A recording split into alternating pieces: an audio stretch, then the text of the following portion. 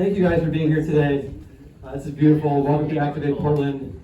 My name is Dan Sloan. I run Portland Food Forest Initiative and am a member of Portland Placemaking Coalition with Nick, Glynis, and Lizzie who are here today. So please say hi to them and introduce yourselves.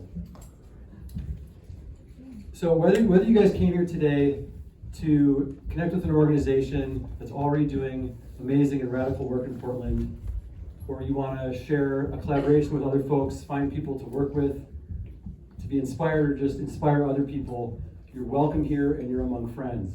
And I want that to carry through this entire event, to know that we're among friends here. Right. So maybe we can just take a minute to see how that feels. Take a breath. Be present. So when we look around this room, we see a lot of people who came here because they know that Portland can be so much better than it is. We know that regenerative agriculture has the capacity to sustain us, that there are endless opportunities to turn grass lawns into gardens and productive food-bearing ecosystems, that food security is not a privilege but a right, and that it shouldn't matter where you live or who you are to have access to nutrient-dense organic foods. We know that mutual aid has the power to support us and that we can rely on each other instead of on organizations and institutions that are inconsistent at best and maybe exclusionary at worst. And we know that a deep and interconnected relationship with the land and with each other is a necessary component of what it means to be human. Yeah. And without that, we wither.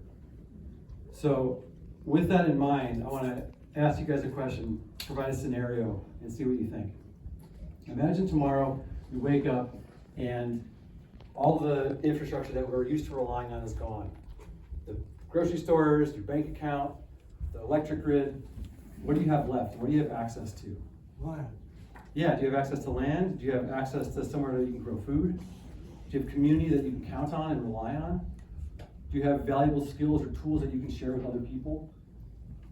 The way we answer those questions will serve as a compass today and guide us in the conversations we have as we're working to develop and steward a community that's based on interdependence and connection to each other and the land.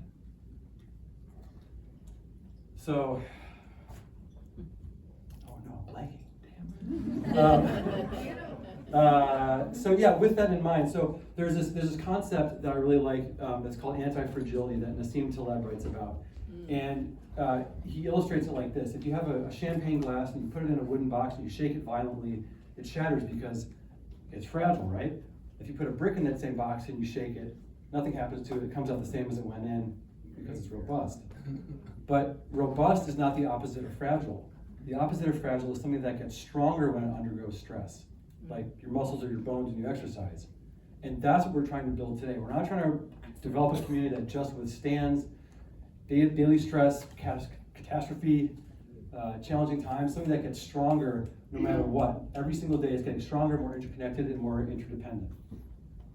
And Portland already has a lot of the components of an anti-fragile community. We have tool libraries and mutual aid networks, we've got free fridges, and we've got urban gardens and community gardens and urban farms with CSAs. So we already have a lot of the components of a developed infrastructure that can support us in a way that we've never had access to. But if we consciously work to weave those things together into a fabric that's holistic and unbreakable, that will support us in ways that we just can't even imagine. And we can build something that's so much better than what we have right now. So with that in mind, I want to invite you guys to be brave today. Don't be shy and introduce yourselves to other people.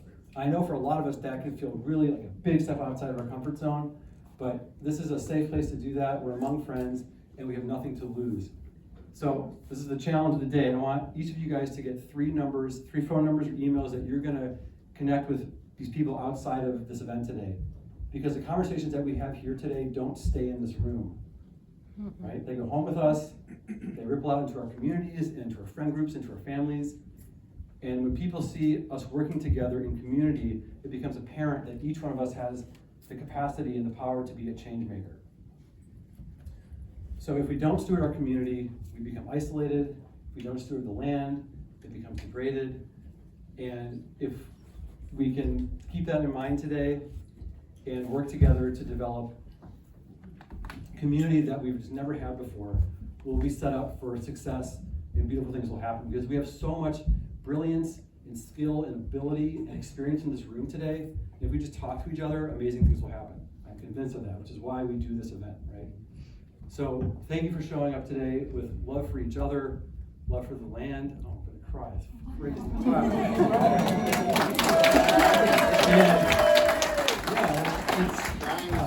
It's crazy. We're here for each other in a really serious and sincere way. And I thank you guys for showing up here with a sincere desire to make Portland an amazing place for all of us to live. Thank you.